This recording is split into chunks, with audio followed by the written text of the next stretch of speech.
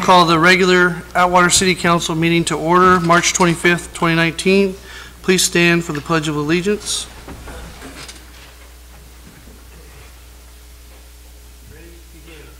I pledge allegiance to the flag of the United States of America and to the republic for which it stands, one nation, under God, indivisible, with liberty and justice for all.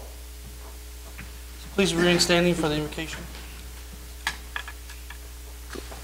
Father, we do come to you as we gather in these halls to do the business of the great city of Atwater, Father, and we pray especially for those up on the bench here, Father, for our city council men and women, Father, for our attorney, Father, and for our city manager, that you will just watch over them, Father, as they make decisions, Father, watch them and help them to look to you for wise decisions for our great city. For the citizens that are here, Father, we pray for guidance and strength, Father. We pray that their words will be heard, Father, that they will speak kindly and softly, Father.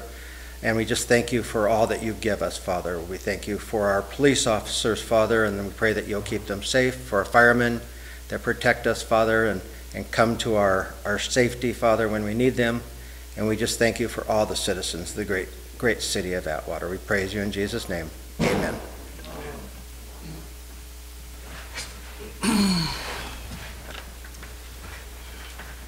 Roll call. Ambrose? Here. Kale? Here. Raymond? Here. Vieira? Absent. Creighton? Here. You have a quorum. Report out from closed session. City Attorney White. Yes, Mayor and Council, direction was given to staff, but there was no reportable action taken. Subsequent need items. We have no subsequent need items. Approval of agenda as posted or as amended. Motion to approve the agenda as posted. Second. Vieira is absent. Kale? Here. Yes. Raymond? Yes. Ambrose? Yes. Creighton? Yes. Motion passes. At this time, the city manager will make a statement. At a previous city council meeting, Mr. Richard and Lori Johnson made a request to meet with myself and the attorney and the mayor. They did come to City Hall and requested a meeting on March 14th, which we accommodated. Because of the short notice, we had our deputy city attorney, Tom Hallinan, present, as well as myself. The mayor was out of town. They were allowed to bring anyone with them at that time that they so chose. They did bring a neighbor with them. I was fully intending to turn their water on had they paid their bill and brought their current balance, brought their balance current, and would have brought back the penalties and interest back to the city council for direction on that. At that time, they did not want to resolve their bill. They feel they owe the city nothing and are willing to pay nothing to the city. They requested another meeting this afternoon with the city attorney, Doug, White. and the mayor, along with their attorney. We responded that if there was nothing new to discuss, that we would not be meeting with them, and so the meeting was canceled.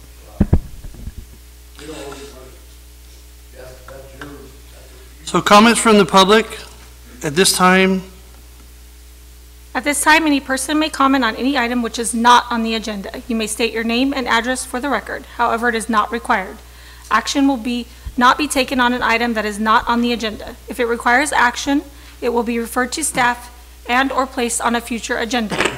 To comment on an item that is on the agenda, please wait until the item is read for consideration. Please limit comments to a maximum of 3 minutes. First, we have Jennifer Joaquin from Republic Services. Okay. Sorry about that, Mr. Johnson. We have a new process. We're using comment cards. Okay. I thought you were first. Go ahead. Hi, Jennifer Joaquin from Republic Services. I am your local recycling coordinator here in Atwater and a few of the other surrounding cities. Just wanted to come by, introduce myself to you, Paul, and to all the other council members that may not remember me. I came back, I believe it was last year in March, to introduce myself when I first started, so hello. Welcome back. All right. Also, just wanted to talk about the city cleanup that we had back on March 16th. It was a very successful event. First of all, just wanted to thank Buhack High School for letting us use their facility. It's a really nice facility, so we do thank them for that. Also want to thank Joan Fowl as well for her organization skills. She's very involved, and I got to work with her for the first time, so that was very nice as well. Also, thanks to all the volunteers from the football team that helped out there, helped clean it up. We got everybody in and out really quickly, cleaned everything up very nicely. Just wanted to kind of go over numbers with you guys. It was a little bit smaller than last year's spring cleanup, and the fall cleanup the previous year was a little bit smaller as well. So it seems like numbers are kind of dwindling for the city cleanup, so maybe hopefully for fall it'll be a little bit larger. But our garbage tonnage was 74 tons of garbage. I believe back in the fall it was about 85 tons, so just a little bit smaller. Green waste, we had about 4 tons. Metal, through A&S Metals, we had about 30 tons. And then tires, we had about 11.5 to 12 tons of tires. And I have not received numbers from the e-waste through Unicore through the prison, and I'm still waiting to hear about mattresses. But overall, it was a very successful event, and we'll be back in October. Thank you. Thanks. And next we have Richard Johnson. Good evening, Mayor and City Council. Richard Johnson, 1675 Drakely Avenue. Pursuant to my rights under the California Public Disclosure Act, Government Code Section 6250.ET segment, I ask to obtain a copy of the following information, which I understand is being held by the City of Atwater. My request pertains to the monthly utility bills that include charges for water, sewer, and sanitation. You allege we are in arrears on our utility bill in the amount of thousands of dollars. We disagree. Specifically, we request a copy of each and every monthly utility bill you allege non-payment for. Each of the individual bills with charges for water, sewer, and sanitation to include any late fees for late payment.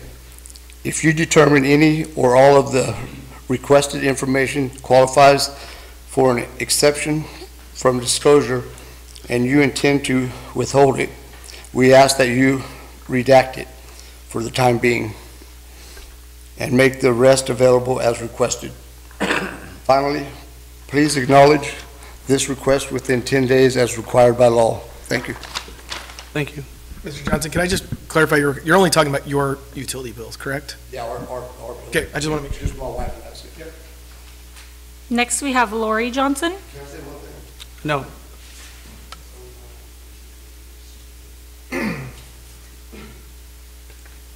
Lori Johnson. As we all know, it is our legal right to dispute a bill. If you believe your bill is not right, you question it and try to resolve the issue as soon as possible. Well, for 4.5 years now, that is exactly what we've been trying to do without any success. In the process of a bill dispute, should we be deprived of a necessity of life, water? The city claims we owe an amount and we know we don't. We've tried to deal with this, taking appropriate measures, reaching out to city officials and other public officials. So why can't you get anyone to listen here in Atwater? Well, for one reason, because for the time being, they own their own utilities. It takes a case like this to fix that problem. One more thing, if you don't get your problem resolved in one meeting, you don't get another, even if the problem is still an issue. Even if early on, when the city manager said the amount that you owe, you needed to pay, and you said you're disputing it, she shuts her book, the meeting is basically over, and everything else goes unheard.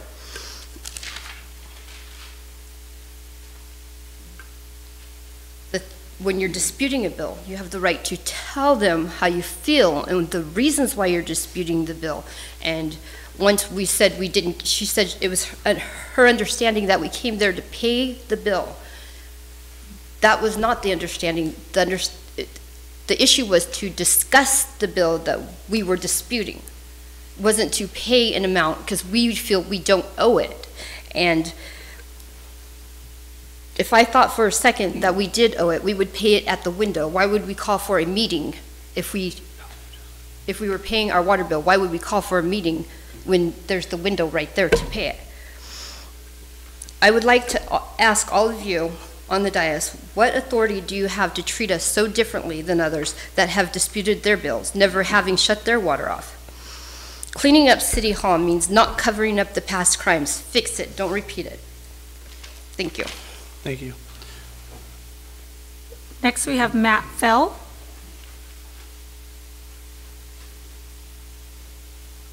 Thank you, council members. My name is Matt Fell. I'm the Transportation Planning Manager with Merced County Association of Governments, and I'm here to invite you and the entire community to a Measure V event. So the voters passed Measure V back in November 2016. It's a half-cent sales tax that goes to transportation improvements throughout the county, including in Atwater. And we have produced our first annual report. So this is a report that's produced by the Oversight Committee. So there's an Oversight Committee that has a very important role of making sure that the funds were expended in accordance with the plan that the voters passed. And they have produced a report that identifies what those expenditures have been and identifies some of the projects throughout the county. And so we want to showcase that. The event is next week. It's Tuesday, April 2nd. It's from 5:30 to 7:30, and it's at the Senior Center in Merced, 755 West 15th Street. And again, it will showcase some of the projects funded by Measure V, summary of the funds received and distributed, an overview of the first implementation plan, and then also some information about the free fare program on the bus, which has been very successful. And again, that's the seniors, veterans, and ADA eligible passengers can ride the fixed route system for free. And so anybody who's interested in that program can also learn how to sign up for it, basically. And if you had any questions on that, or again, I'd just like to invite everyone to that event and look forward to seeing you. Thank you. Great, thank you. Dan Hernandez, please.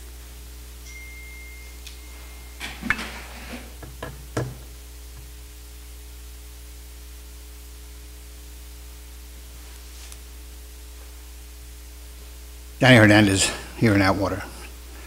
On or about the summer of 2016, the city of Palier went into bankruptcy.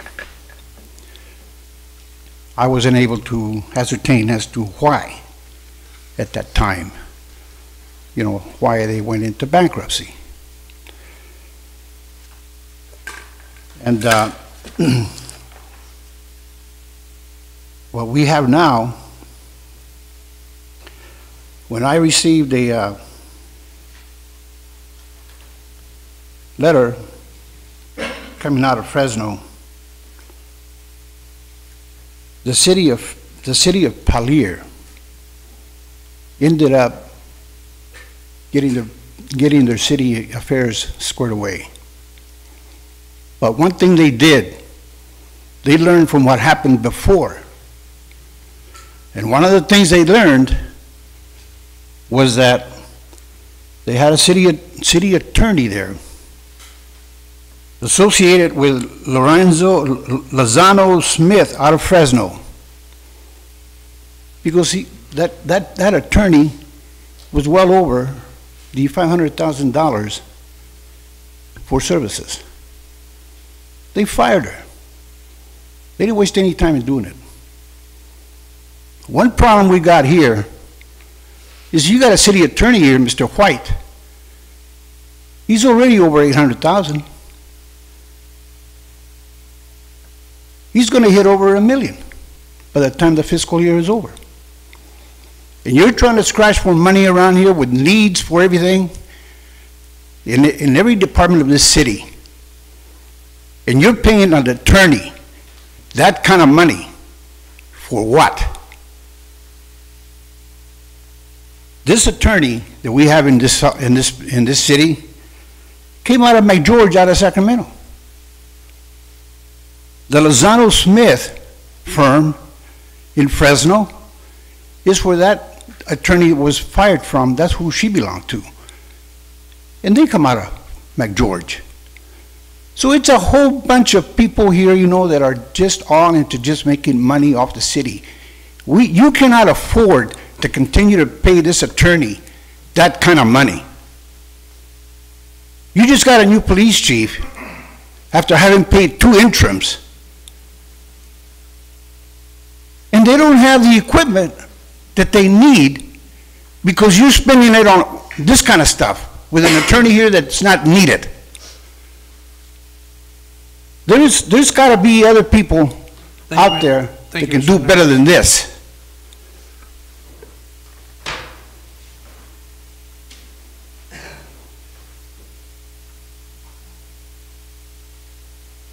Any other members? I don't have any more. Anyone else from the public like to come forward at this time?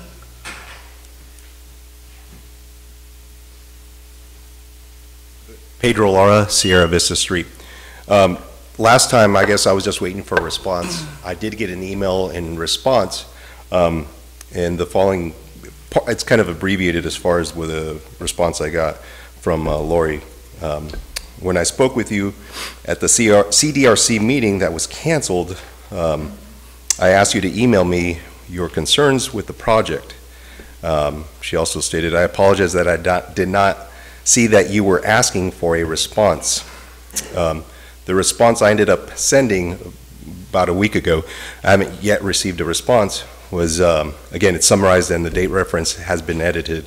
I'd have to disagree with you that you told me to contact you by email. You actually provided me with a pink note that Wednesday, February 20th, evening to contact Greg Thompson. It has his phone number as well as his email. You walked over to Greg to ask him for his phone number. The note included what is supposed to be his phone number as well as his email. If you would have asked me to contact you, I would have asked you to please provide me with your contact information. I called Greg at the following number that was provided, and I left a voicemail with a specific question about the letter sent to the city of Atwater. As of today, it has been 32 days with no return phone call from Greg. An issue with the phone number that was provided is that the message states it's a voicemail for Justin Hendricks, not for Greg Thompson. So I left a voicemail specifying that I'm leaving a voicemail specifically for Greg Thompson to verify, and to verify I was calling the correct phone number for Greg, I went to the City of Atwater website. It has the exact same phone number. So I called that phone number as well as the alternate phone number that's listed for Greg, which I specifically stated this message is for Greg and left the specific question. The reason I expected a response from at least from someone is because my email includes 2 questions within the email, and that is why I expect a response. A question I have for you is how can I contact Greg Thompson to set up an appointment with him? As I mentioned, I've tried calling both phone numbers as well as emailing him with no response. It's just frustrating that there is a lack of two-way conversation that affects my neighborhood. It feels as if I'm being ignored. 32 days to not hear from Greg is unacceptable from a city employee. Thank you. Thank you.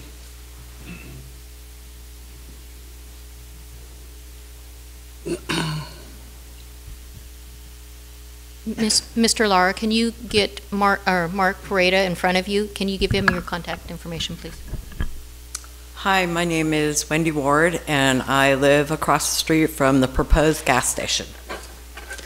Part of the letter that was sent to me by the City of Atwater, I find a little disturbing. It says that the project is categorically exempt from the provisions of the California Environmental Quality Act. That concerns me because the gas station, we know, it's toxic.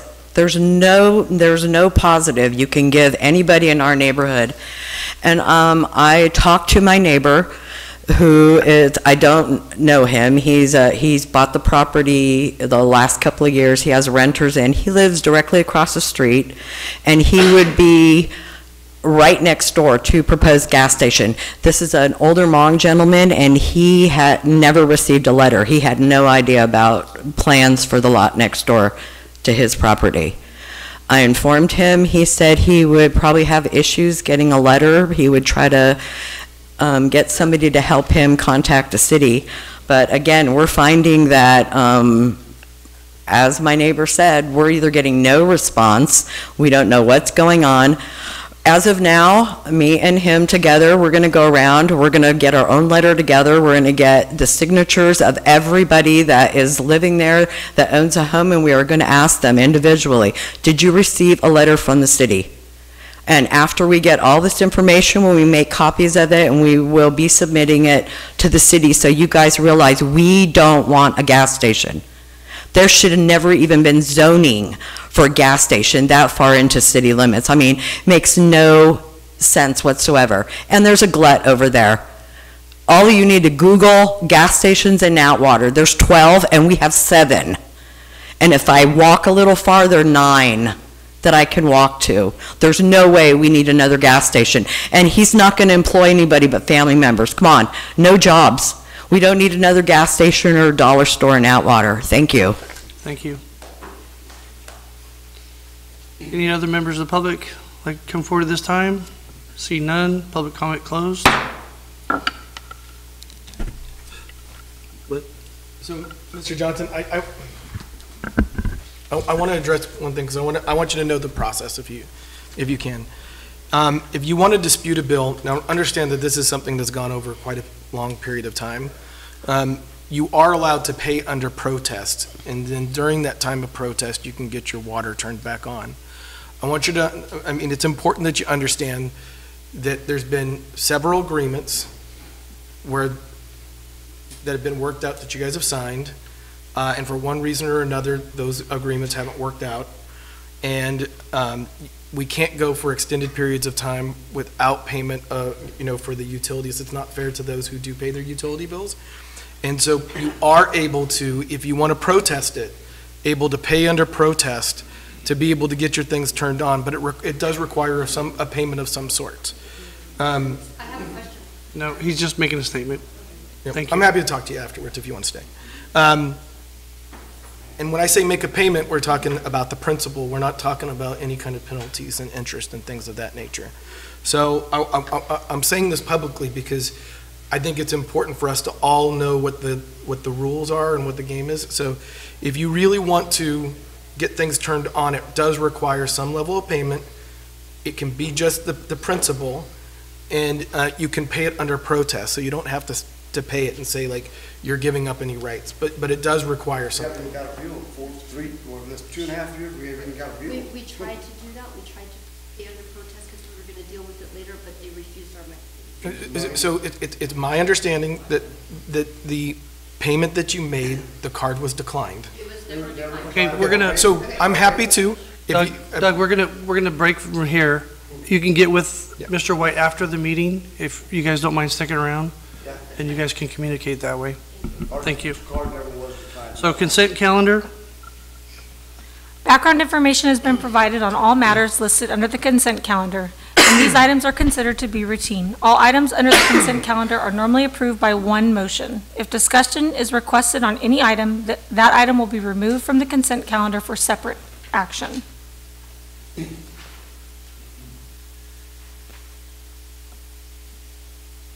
Any members from the public have a comment on the consent calendar, or members of the council? Seeing none of the public, bring it back to the council. What's your pleasure? Motion to approve the consent calendar is posted. Second. Motion by Raymond, second by Ambrose. Kale? Yes. Raymond? Yes. Viera absent. Ambrose? Yes. Creighton? Yes. Motion passes. Public hearings. Waiving of the first reading and introduction of ordinance number CS 1012, repealing the chapter 2.30 Community Development and Resource Commission of the Atwater Municipal Code and adding chapter 2.32 Planning Commission of the Atwater Municipal Code. General Services Director Peretta, there you are. Hello. Take it away. Good evening, Mr. Mayor, members of the council.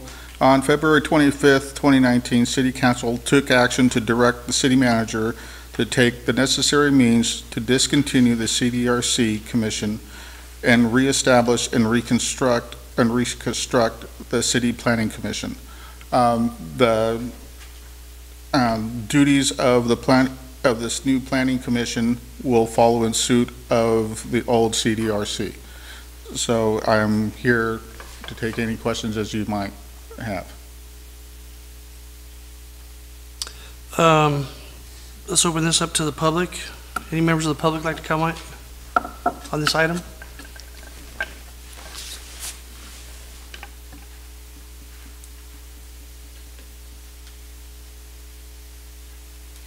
Mary McWaters. I sit on the, what's now CDRC. The only comment I'd like to make is that I still, and I think I spoke of this before, that I believe changing the meeting time to 4 o'clock takes away from the community to be able to come speak at public comment, because a lot of people work. I feel that I know this is geared to cater towards people that are building, but I also feel that the community needs to have an option to speak. Therefore, I think the meeting should stay at 6 o'clock, if not maybe 5:30, but before 5 o'clock, I believe cuts out the time that people can come to meetings. That's all. Thank you. Any other members of the public? Seeing none, we'll close the public comment. Bring it to the dais. Council members, do you have any questions, comments? I just have a comment. I want to address that specific comment, that what time we set the meeting affects whether people attend or they don't attend. I personally was on the Traffic Commission and the Planning Commission for several years, observed the CDRC. Generally, attendance is 0, and there's nobody participating in the audience. And we are a city that's trying to dig ourselves out of debt, and we are trying to build. People want things built around here. They want hotels and other amenities in this community. And when you make it easier for people that do that type of business, that come into your community, that build and want to do other things, along with the economic stress that the city's under, you give opportunity to have access to staff while staff's here. That's the reason. It's not to discourage anybody's involvement, which, quite frankly, we'll make special arrangements for those if there are anybody that can't make it down here. But generally, there's few, if anybody, in the audience whatsoever.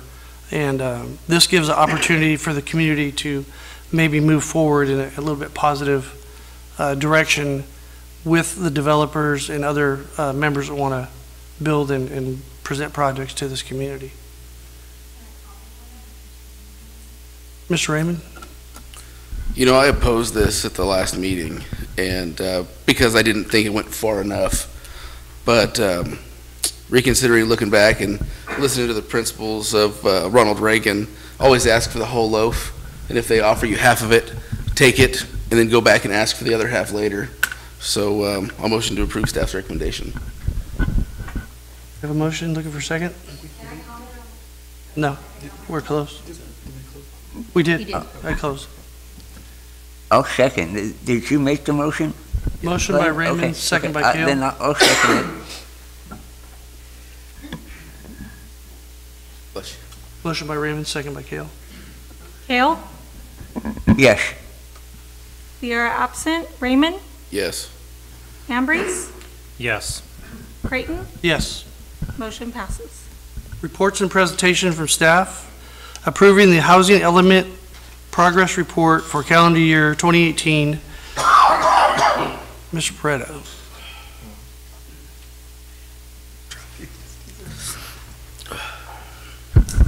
Good evening again, Mr. Mayor, members of the council.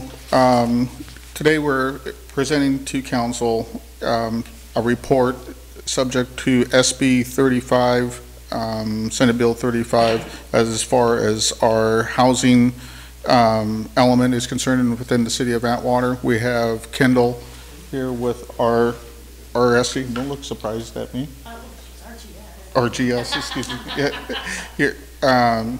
here on the behalf that did a third party, and LaQuinder is here also. We can take your questions on this report.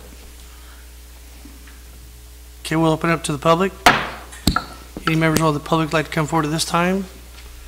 Seeing none, we'll close the public comment, bring it back to the dais. Council, you have any questions on this? Brian? No? Seeing none, looking for direction? Well, I'd like to make a motion to approve the housing element and annual progress report. Have a motion, looking for a second? I'll second. Motion by Kale, second by Ambrose. Raymond? Yes. Rivera absent. Kale? Yes. Ambrose? Yes. Creighton? Yes. Motion passes. City manager reports and updates. Approving City of Atwater 2020 to 2025 strategic plan. Kendall Flint with RGS. Welcome. Thank you, Mr. Mayor, members of the council. Tonight, I'm basically here to give a recap of our strategic planning session, which was held previously this month, and basically to, hello. We're having technical difficulties. It's sad. Okay. I'm not going to read the entire report because it has been attached in the council's agenda packages and also made available to the public, but I did want to kind of go over briefly the contents of the package and sort of what we're talking about. In general, the idea here was basically to take a look at the priorities, the major priorities that were expressed by council at this workshop, and then to put them into a document called a strategic plan that will then be used to sort of form the guidelines for our upcoming budget discussions, which really aligns what we will be spending. Let's see here. It's just not going to want to play. Oh, there we go. We did take a look at mission, vision, and values. These are based on comments that we received at the meeting itself and also a review of the existing mission and values. The mission of the City of Atwater is to provide high-quality professional services and a safe, family-oriented community where our residents may thrive. The mission statement looks farther down the line, and it's talking about Atwater being a regional leader in sustainable development, offering a safe and welcoming community with a thriving downtown and a stable economy that supports our growing population. Core values. Oh, hello. Are you doing that or am I doing that? I'm not doing anything. Okay, will you do it for me? Because it's just not liking this at all. Okay, there we go. We'll just go to the goals. So basically we have 6 overall goals, and basically what this means is that over the next year, and actually looking out 3 to 5, these are the areas the council felt were most important. These are not in any particular order, however, we do know that financial solvency is pretty much at the top of the list. So ensuring fiscal solvency, number 1, ensuring the safety not only of the staff but the community, that's overall public safety. Promoting transparency through communication. One of the things the council talked about was the desire to make that more proactive and again, just better so people know what's going on. Number 4 was optimizing organizational structure, and this is something that this council is going to be continuing to work on, but it's looking at efficiencies for the way that you deliver services and making sure that all departments are operating at their maximum capacity and getting the job done in the most efficient way possible. Economic development is a key to Atwater's success in the long term in terms of fiscal viability and of course of job creation. And then finally, we really do want to take a look at quality of life issues that affect residents. Go ahead, keep going. Go 2. I'm not going to call all of these out, but I do want to set a few of them. 1, I did want to say that this council has made a commitment to ending the general fund deficit and also retiring the sewer fund debt. In the fiscal 2017-2018 budget, which was recently returned from the auditor, we already saw moving in the right direction. Last year's budget, which we're in now, moving in the right direction. So our projections that we'll be showing moving ahead show the closure of that within a 3 to 5 year time period, and potentially even getting the point where we want to have that 10% general fund reserve. And so this is all based on the fiscal policies that the council have put into place at this time. And one of the things that's really tough on this, obviously, is to make sure that we continue that and the council continues following it, because it's going to take a while to get out of it. If we go forward again here. One of the other things we're talking about, of course, is looking for creative ways to reduce pension liabilities, and as I mentioned, looking for ways and mechanisms to deliver services. And that would be looking at all departments, not just any one, but just making sure between community development, police, fire, all these things to make sure that we're doing them correctly. Go forward. So public safety, it continues to be a huge thing here in Atwater. Next slide. And the most important thing here that came out of the conversation, which I believe is also on the agenda tonight, The city currently has Measure H, which is a funding mechanism for particular items that relate to equipment, and there are some personnel there. The council had a very robust discussion about the need to have an ongoing funding source so that it can meet and continue to meet the needs of the community. So one of the things that was discussed was the possibility of asking the public what they thought about the potential for a revenue sales tax measure for for public safety services, which could be used for police, fire, whatever that might be. If the public was interested in that opportunity, it would retire Measure H, so it would replace that as a more efficient means to be able to do that. There's continued desire, of course, to look at mutual aid and mutual support for all the different agencies that are out there, and clearly to look at maintenance of local streets and roads. You heard Matt Fell just a little bit ago, and part of the thing that's happened for this city and others in the county is the ability to use Measure V funds and now also to access SB1 funds to improve our local streets and roads. Go ahead. The next piece on here is going to be, survey says, Janelle? Public out, I'll keep going more. It's really transparency through communications. There's a number of things that we talked about in terms of specific tactics for improvement, but the idea here is to continue to get information out to all the residents in our communities and obviously to businesses in the area about the things that Atwater is getting right, as well as getting it up in front of things when things go wrong, to make sure that there's complete transparency and they're sharing all the information. That was really important to the council at that workshop. Also utilizing social media to disseminate this type of news and ensuring that it's getting out there to all the various folks. This one thing that will come out of this potentially also is conducting a community survey, because a lot of us, including the council members, we hear anecdotally about what people are concerned about or what they want to see in the community, and a statistically valid community survey would really nail down what those issues and opportunities are and really do a better job, I think, of reflecting the needs of the community so the council can make more informed decisions moving forward about where to allocate those resources. Keep going. As it pertains to optimizing the structure, it's really looking at each department and determining, is it the right number of people? Is it the right people? Is it the right delivery method? We currently have some services that are outsourced, some that are done by staff, but the idea is to look and see which of these things would be most efficient. And this would include things like looking at the difference between our parks and facilities and parks and recreation programs and figuring out which things are able to hold their weight, which things are keeping us in the black, if you will, in terms of delivery of that service, and which things we might be able to do better by partnering with either other agencies or utilizing contract services. Next slide. We'll also, of course, if you haven't already seen, I think the mayor and several of our council members have posted, there's an active ongoing search for a permanent public works director. That is happening. We're also looking at conducting a survey of employees to determine, of course, what their concerns are and ideas that they might have. Employee training will become a priority for the council so that we can make sure that when we do have people in multiple departments that they might be able to cross over and provide similar services, especially when it comes to admin and finance, to make that happen. Our big push here has really got to be in economic development. So one of the things we're looking at there is basically permit streamlining. I think the mayor mentioned with regards to the Planning Commission, finding ways to attract businesses to Atwater, making it easier for them to get through the city's processes in terms of their applications and the way they have hearings and whatnot. I want to make this clear. This is not giving everybody a free ride without, paying their fair share, nothing like that.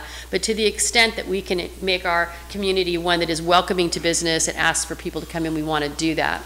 We're also looking at focusing those economic development efforts on manufacturing and different types of things that can be job generators within the community, as well as long-term investments. And of course, looking at the possibility of either a part-time or a contract economic development manager to manage these things. There's a lot of excitement too about the opportunities for partnering with our local colleges and universities, something we're seeing actually valley-wide, because as you connect with those folks, that helps you with your workforce and that helps you identify those types of businesses that might be attracted to your community. And finally, our sixth goal, quality of life. I'm sorry that Councilwoman Vieira was not here because she said the word splash pad at least 17 times during the meeting. But again, this is just ways to really take a look at the facilities that are out there and make sure that the city is applying the best use of its funds. We've repeatedly heard that there's a need to refresh the existing parks and recreation facilities, maintain them, make sure that they're clean and they're well kept. One of the things that could also happen is more partnerships with local community groups for events and things like that. I think we've all been engaged in those type of activities from time to time. There have been some very successful ones here in Atwater, but again, it's the city's hope to be able to make those kinds of processes easy and efficient without taking a huge drain on staff time. And then you see the word splash pad, which is again very exciting.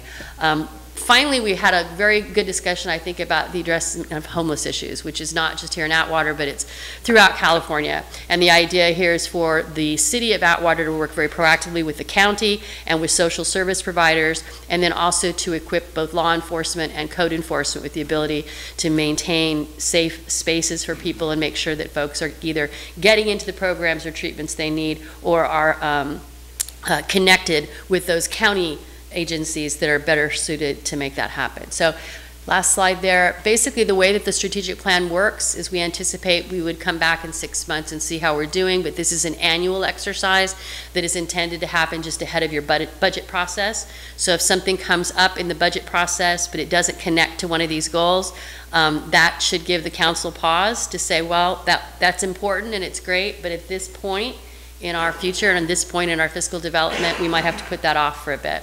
So as you know, the voters, residents, they vote to put people in office that they believe are going to carry their vision. You as the council are setting the policy and goals for how these things are going to happen. Lori and her staff, city manager, they look at the various strategies of how we're going to do that. And then, of course, the tactics are finally implemented. Those are the individual action items by staff and your consultant team. The hope would be that moving forward, as we bring items before the council, we would connect them directly to one of these goals. So you'd be able to see very clearly, for example, in the next item, that particular item is tied to public safety goal number 2. It's also tied to fiscal solvency goal number 1, and here's how they connect. So you can see holistically how the city of Atwater is going to approach all of this. Of course, it's also designed so the city, the residents and the businesses can see where the priorities are and if they match up. Finally, I just want to mention that was a public meeting. We had a number of members of the public there. They did comment, and I believe that at least the feedback we got, that it was a very positive experience and much more productive, I would say, than where we were a year ago when we were trying to get things done. So kudos to you and your team, and that concludes my presentation. I can take any questions that you might have. I'll open it up to the public at this time. Any members of the public like to come forward, speak about this?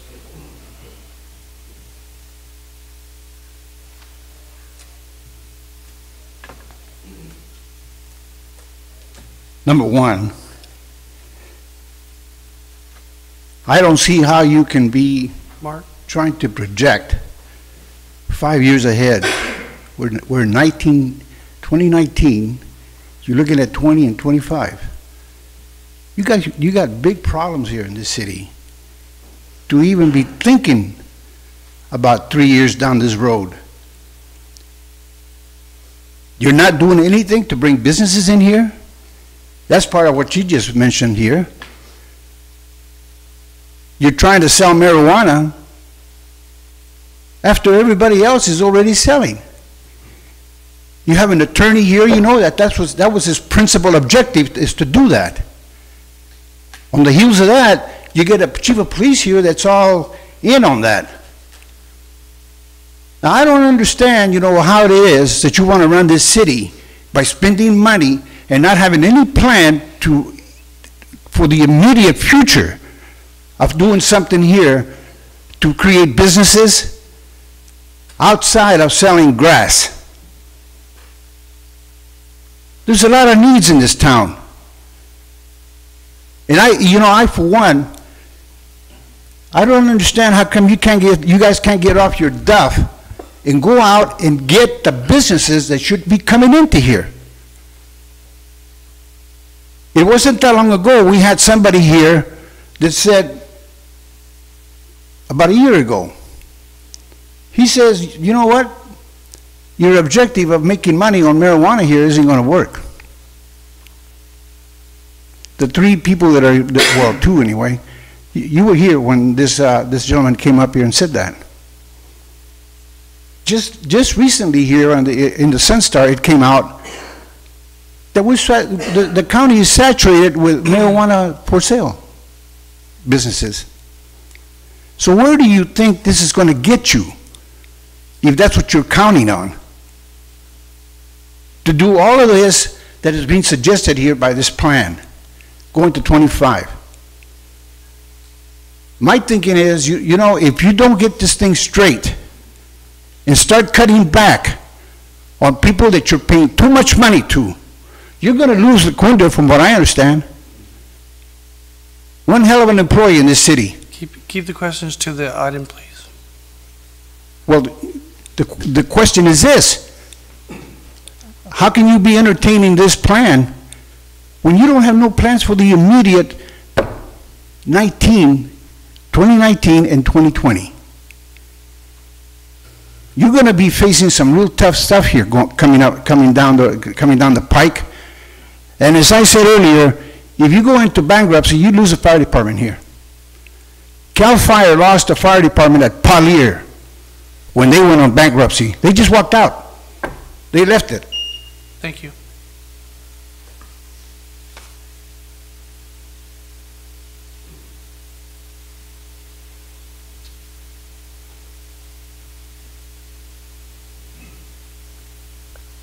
Mary McWaters.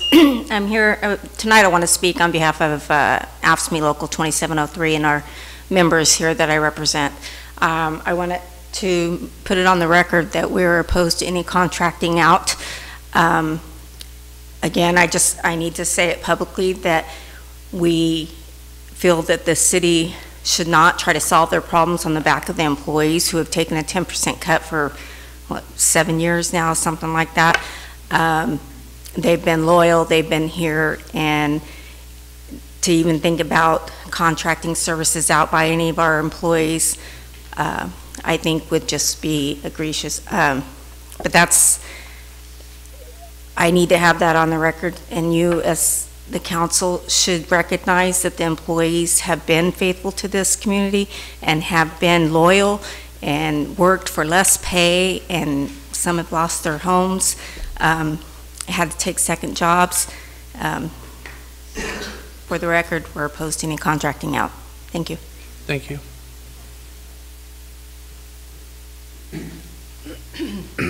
Okay, I believe that your intentions are good. Start to try to fix the parks and bring the people to the community, then the businesses will follow. I believe it is a good thing. I know there are issues at hand that need to be dealt with, and we should be able to look forward to a brighter future for the city of Atwater, because it is a beautiful community if everybody could come together and work together and see all the potential that could be here to raise families. There's such good things that are out there to bring here to help raise our families. You know, the community outreach programs. Thank you. You know, we bought our house 15 years ago. It was I think it was one of the first homes built here in Atwater. And she was talking about beautifying the community and stuff. We put our heart and soul, our life savings into that home, that house, and it was just dilapidated. We put everything into that home, our life savings, and built that house and made it our home. Plan on retiring right here. But you know, doing all that, beautifying, making that house a nice home and property compared to what it was 15 years ago, we did it. And for us to be, going without water, I wouldn't recommend, my honest to God truth, how I feel, if I was a business coming here, thinking about doing business here, I wouldn't want to invest if I seen what was going on. Worst mistake I ever made was buying a home in this city. It was, honest to God, that's the worst mistake I ever made. Because all they've done is take everything from us over a damn water issue. Thank you. Over a water issue that they used to try to take our home. And we didn't, for 10 years, we paid our water bills. We always paid our bills. Do you have a specific comment? Why would I stop paying it? Yeah, anyways, yeah. Thank you. You too. Anyone else from the public like to come forward? Seeing none, bring it back to the dais. Any members of the council like to, Mr. Raymond? I just want to address some of Mr. Hernandez's concerns. You said, why are we trying to plan out to 2025? Because for the last 10, 12 years, we've been flying by the seat of our pants, and this is where it's gotten us. So what we have to do now is plan so we can be a proactive community instead of a reactive community. Every time something happens, we're reactive. We're behind the 8 ball, and we want to try to avoid that. We want to have a plan in place going forward with these goals in mind so we can try to reach them. It's not saying this can happen overnight. That's why it's till 2025. If we put something on the agenda that's not in line, or in the budget that's not in line with our strategic goals, we can go and take it out and say, hey, this is not what we agreed upon. This is not where we want to get to. We want to move the monies here so we can make that happen. So that's the point of the strategic plan, so we can get there. I see you shaking your head, and until you can come up here with a solution, this is the best we have. And I think we did a good job. It was a very productive session. Kendall was amazing, and we're appreciative. Kendall, can you come back up to the podium? Mr. Hernandez? Mr. Hernandez, you need to direct your comments to the chair. Mr. Hernandez. Point of order, Mayor. Order. Kendall, can you elaborate on Council Raymond was saying about the need of the 2020 to 2025 and how that Yes. it's not just a shotgun approach, it's systematically. It's systematic. So what happens over the next, and I think that just because of the way that these are set up, 2020 to 2025, it's really 2019 to 2025 because you're starting with your 2019-2020 budget. Fiscal year, correct. So the idea here is that for each one of these areas that the council has identified as a priority, we want to really focus all of our efforts on those pieces, which means if there are other things that come up that don't fit into those pieces, they go away. And I did, with the mayor's indulgence, want to address the employee issue as well. What we're talking about in terms of delivery of services is not necessarily replacing, but it's like if you have you don't have an economic development director right now, but the city really isn't in a position, at least we think, in order to staff that. So you might find that you can cobble together other types of ways of delivering services that would be more efficient. CalPERS has already weighed in on the replacement of staff for those things. It's a big challenge. But most importantly, getting back to his point, without a specific roadmap, and you are absolutely right, Councilman Raymond, what happens is people come to council and there's some new initiative that happens like every month, and you find yourself trying to react to those things and align budget to them. With a strategic plan, you also find that that gives you that ability to move forward in a much more efficient manner. And frankly, it also increases your ability to receive grant funding for other types of projects because it shows there was a thoughtful approach for going after something. And it also, quite frankly, increases the planning prowess, if you will, when other agencies like the Joint Legislative Audit Committee looks at the city of Atwater, they look at that and they say, look, these folks are trying to plan it out to get it done. One thing that the council was very clear on, and I think we felt much better about, this isn't about acquiring more debt. In other words, the idea here is to continue on the path to reduce costs, to reduce overhead, to increase revenue, to reduce that deficit as soon as possible and reach that goal of 10%. And with the plan that the council has laid out, we believe that this is a viable path. Very well said. Any other members of the council have a question? I just want to say that I totally agree with Councilman Raymond's remarks. I mean, this is we were given a child who didn't obey the rules, and now we have to turn around and try to make those rules and make the child understand those rules.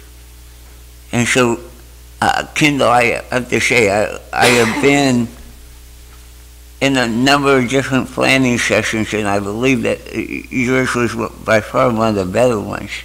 And I want to say the council has taken this to heart, and have already worked on things that are in this plan to better the city. Thank you, Mayor. Councilman Ambrose? No, it's good to see that you're out of your walking boot. No, I'd like to make a motion to approve the plan as presented. You have a motion? Looking for a second? I'll second. Motion by Ambrose, second by Kale. Call for the question. Ambrose? Yes. Kale? Yes. Raymond? Yes. Viera absent.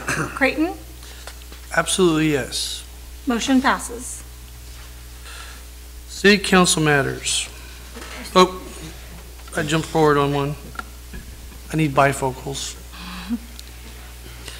Item 14, discussion and possible action regarding setting aside Measure H, public safety tax, and replacing with a new public safety tax for the 2020 general municipal election. So Mayor and council members, first item that we're discussing from the strategic plan that Kendall just went over is the discussion and possible action for proceeding with a survey and a poll whether the public wishes to proceed with a new public safety tax for the 2020 general municipal election. We are in a short time frame. We in 2019 now. The next municipal election will be in 2020, so we need to start that process as soon as possible.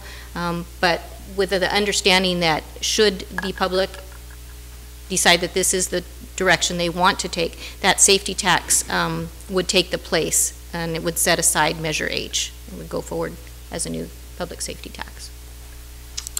So we're looking for direction. We'll open this up to public comment this time.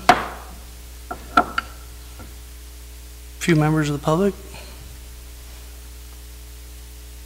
So you're going to take Measure H and eliminate it? Mark?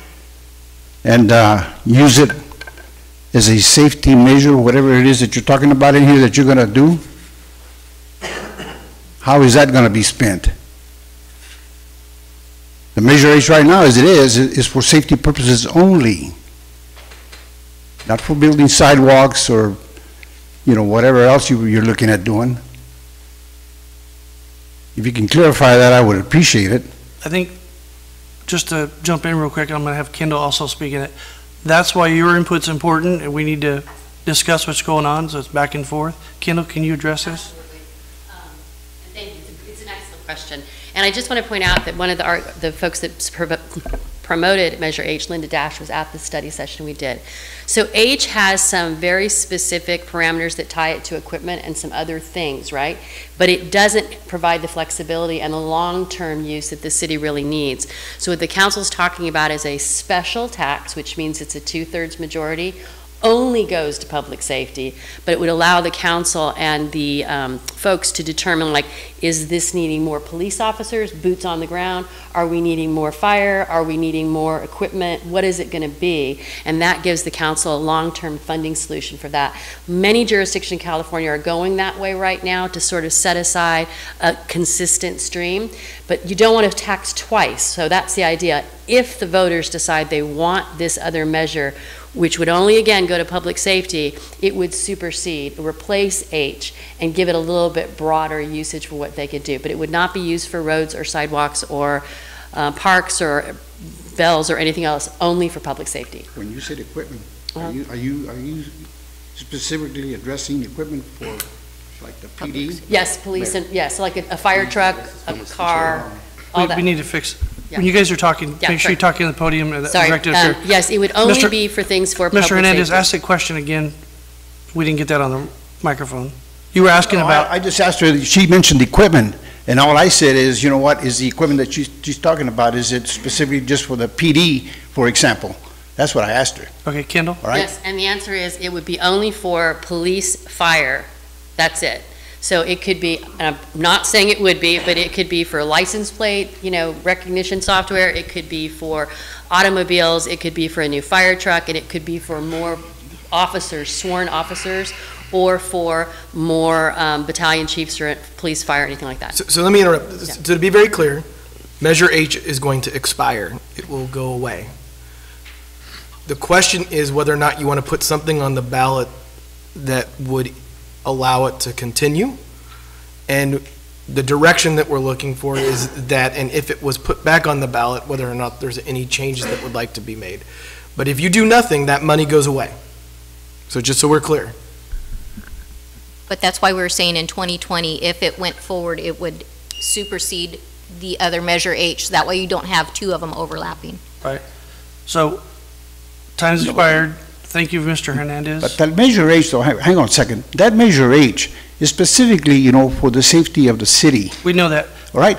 Your time, Here's your time's here's the only expired. thing. Your time's Cal expired. Fire Hernandez. is a state entity. Mr. Hernandez. We're already paying for Cal Fire. Order.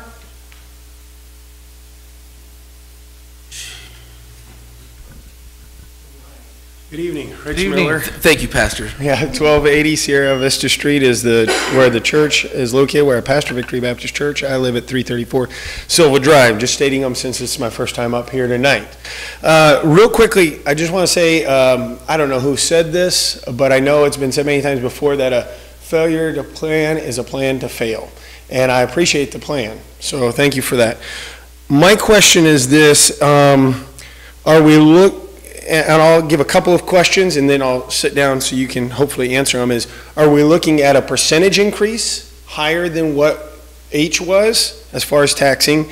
And can you give me any specifics on what we're talking about as far as monetarily to do this poll, what it's going to cost us to do this survey or this poll? Those were the two questions I had. Thank you. Kendall?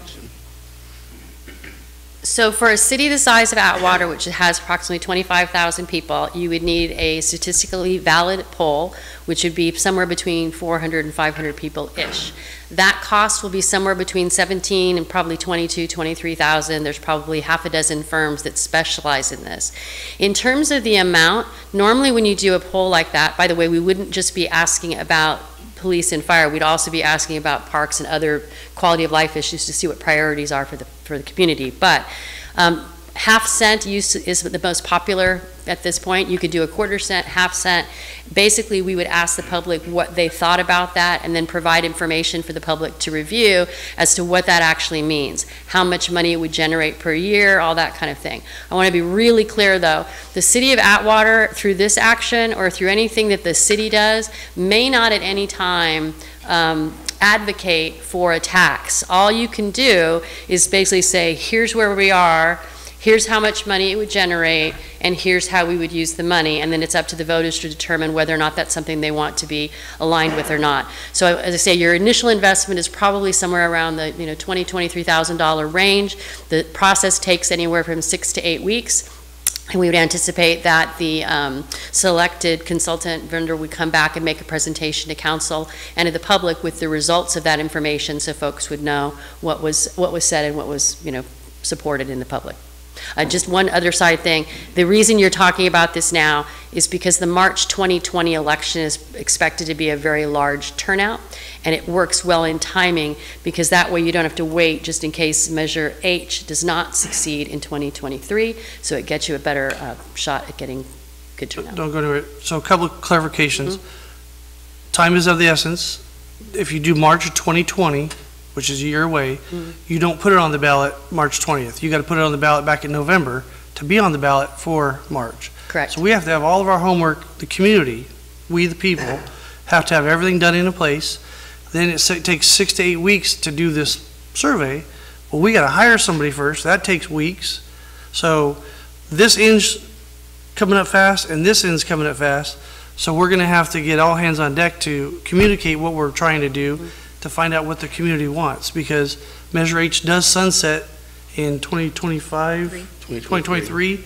So we're right around the corner, and police and fire wouldn't exist without Measure H. So we need to communicate to the public to start moving forward and get direction what they want to do with this ASAP. Any other member of the council like to make a comment? Brian? Is there money in the budget to cover this? City Manager Waterman? We will, right now we do have some excess funding from our allotted contract. We did put money in for a fiscal plan that was not utilized because we used RGS, so we have additional funding that we can switch over. So yes. Okay. Okay.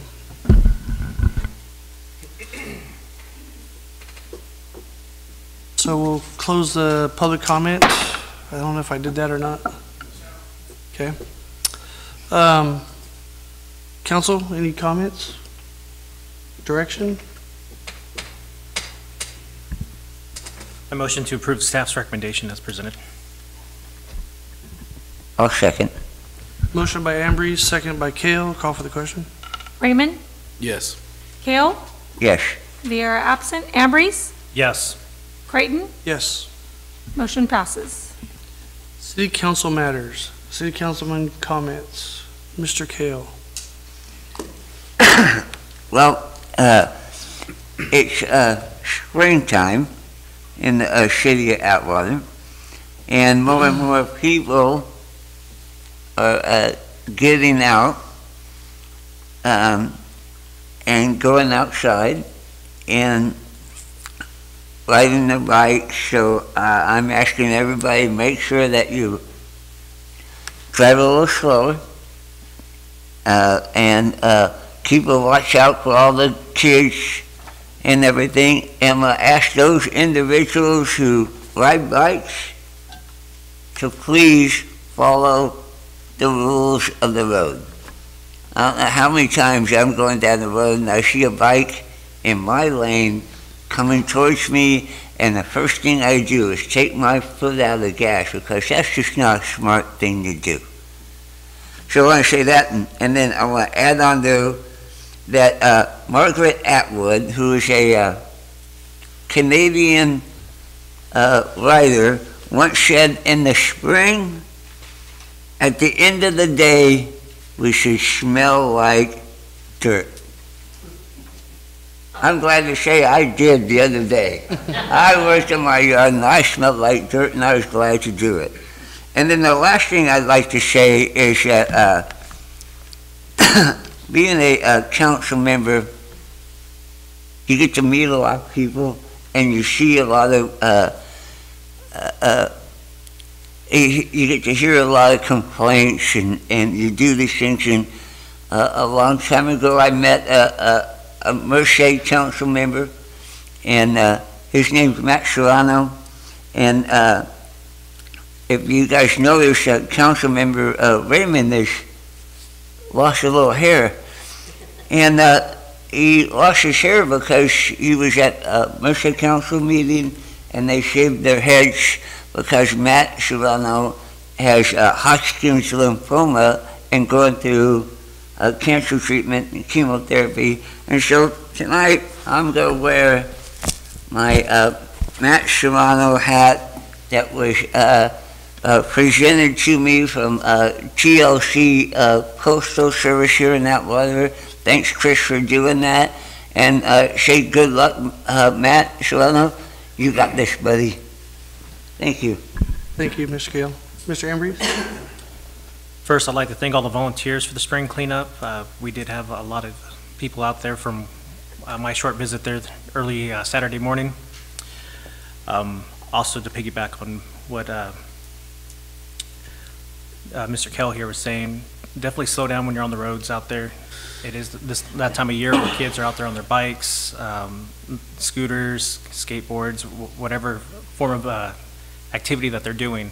Sometimes they're not paying attention, and they might come out in front of you in the road, so definitely watch out. With that being said, you guys take care. Thank you guys for coming out tonight. Councilman Raymond. It's been a busy couple of weeks. First of all, was able to officiate a wedding ceremony, so congratulations to Isaac and Cheryl Carmona. We had the head shaving deal with Matt Serrato, who has been fighting hard for quite some time and appears to be beating the cancer. It's just the chemo is just taking the life right out of him. But our prayers are with him and his family, and he's fighting hard, and he's going to beat it. I'd also like to offer my prayers and condolences to Larry Morrison family. This weekend, we had the honor of cooking for the reception after the funeral. No parent should ever have to bury their child, and it's just heart-wrenching. We just offer our support to the family at this time. Also, Mrs. City Manager would like to get it on future agenda again to remove that stop. See if we could remove that stop sign from Fruitland and Orchard Park. And then, Mayor, you want me to do the other thing at the end? Yes, please. Okay, that's all I have. Thank you. Also, I want to say congratulations to Matt. He's a friend of mine, city council member in Merced. He's gone through this cancer treatment, cancer process, like a champion, a true hero, always smiling, always a good time. Kept a positive attitude. That means a lot in the world. It means a lot in life to keep positive attitude. So congratulations, Matt. I love the hat. Thanks, Chris, for getting John the hat there. And Brian, you look great with your haircut also. I went to Yosemite last week. Took some time away from work and represented the Central Valley and Atwater with CalCog, California Council of Governments. And it was very enlightening, a bit odd at times because we in the valley here are overwhelmed with our methodology and train of thought. How we live and function down here in the valley is not what they do in the Bay Area. And I was exposed to some of that. So they have a lot of weird things. They want us to all ride electric scooters to and from work here in town and ride our electric bikes, which interesting, but somebody's got to pay for that. But anyway, before I digress too much into that, it was nice to meet other communities up and down the valley, from Reedley to Red Bluff to other places that have like minds like we do down here. We want to just survive. We're not making millions of dollars. We got through the Great Recession, and the communities that are going to do really well, the ones with really good attitudes and positive outlook on things. And that was, at the end of the day, the most important thing. So with that being said, the governor's got a lot of ideas. I think as we stick together as other municipalities and counties, that we'll be able to succeed just fine. Also, another item would be the 2019 Easter egg hunt at Veterans Park from 10 a.m. to 12 p.m. Saturday, April 13th. We're going to bring that back. That's one of my to-do lists. This council wants positive progress in this community, so it's been a few years since we've had an Easter egg hunt in the community. So come one, come all. For any information, you can contact the city manager or our city clerk, Ms. Martin. It'll be at Veterans Park, and we hope to see a bunch of people there. We'll have another council meeting right before that, won't we, to remind everyone. And we'll be on Facebook and what's the other one we're on? Twitter. Instagram, yeah, the other communication stuff, along with our local newspaper, the Atwater Winton Times and the Merced Sun Star. Chief, thank you. His first day was very traumatic, and the Morris family, my heart goes out to you guys. We in Atwater stand with you, and we'll be there for you. So I just want to say that we do care, and we're here for you. Also, Ms. Raymond, if you can close tonight's meeting in memory of. So, unfortunately, it's another memorial, but I want to give my condolences to the family of Bob Ayers, who passed away a couple weeks ago. Bob was born June 14th, 1925, and he passed away March 3rd at the age of 93. Bob joined the military at 17 years old so he could fight in World War II. He went on from there to serve in 3 separate branches of the military, the Marines, the Navy, and finally retired with the Air Force. After the service, he started Merced County's only privately owned title company, Trans County Title. He started that company at the age of 60. Bob was a longtime member of the Atwater Chamber of Commerce, and he always encouraged his staff to show up and be involved in the city of Atwater. He was even planning commissioner at one point. He gave generously, especially to Atwater's Air Museum, where he was instrumental in bringing in the VC-9. In 2018, Bob also received the Merced County Association of Realtors Award for Philanthropist of the Year. He was a very giving man, and if you were at the funeral and you heard Tim Rosari eulogize him, he was always involved in giving of some sort to somebody. Bob attended church every day, met weekly with Father Timmings here until Father Timmings passed away, and just he had a place in his heart for the city of Atwater. Bob is survived by a large family, including his wife Evie of 71 years. Wow. Rest in peace, Bob. You're a hero. You served us well. And I'd like to adjourn this meeting in the memory of Bob Ayers. Meeting adjourned.